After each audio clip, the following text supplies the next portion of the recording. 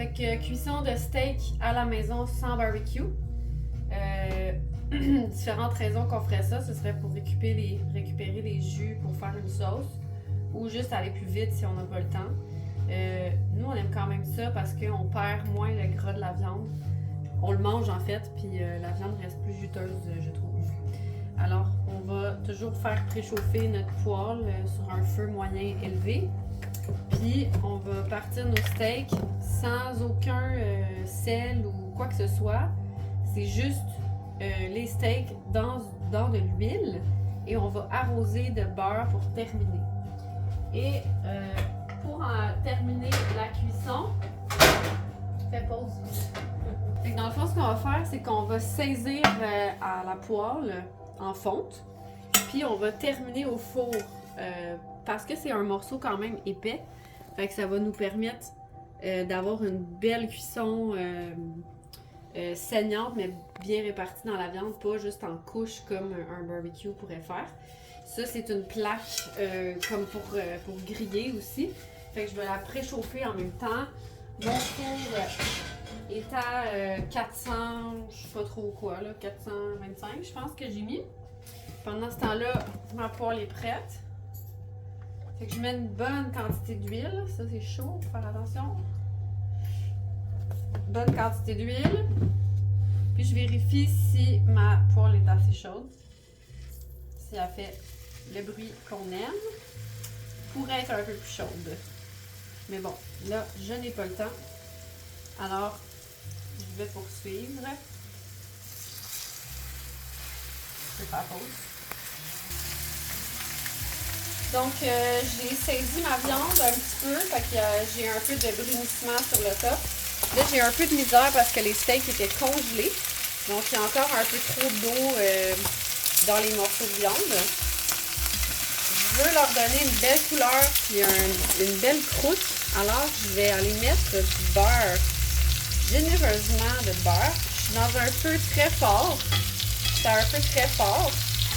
Et ce qu'on voit dans les vidéos ou les restaurants de cuisson de viande, c'est ce qu'on fait présentement. Donc, on va arroser la pièce de viande avec le beurre qui est vraiment chaud. Ce qui va faire une espèce de finition caramélisée.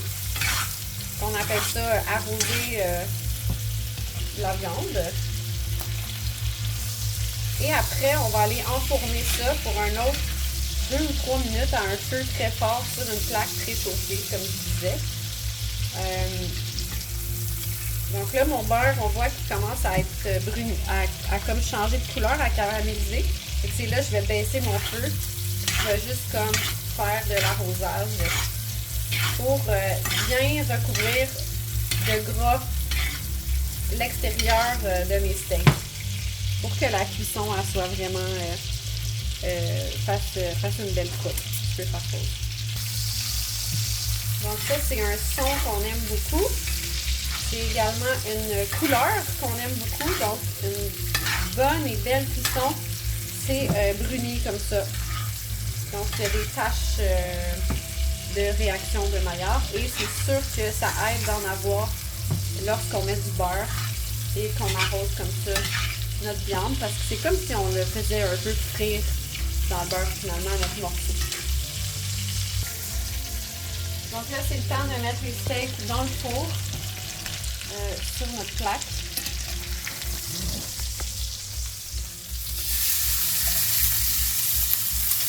Comme ça.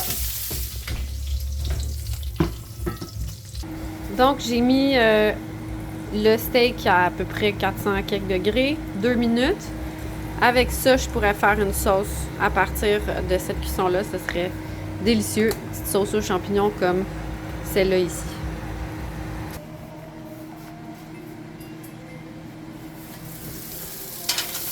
Donc, notre premier morceau est prêt. Fait qu'on va aller le réserver tout de suite. Un bon, honnêtement, là, 5 minutes dans le papier d'aluminium. C'est ici qui termine sa cuisson. Et qui va devenir une belle couleur, toute sur toute la longueur, la hauteur du morceau, et non juste comme sur le barbecue avec les petites lignes habituelles comme médium saignant. Même chose ici. Je pense que lui, vu qu'il est un peu plus gros, je vais le laisser un petit affaire plus longtemps.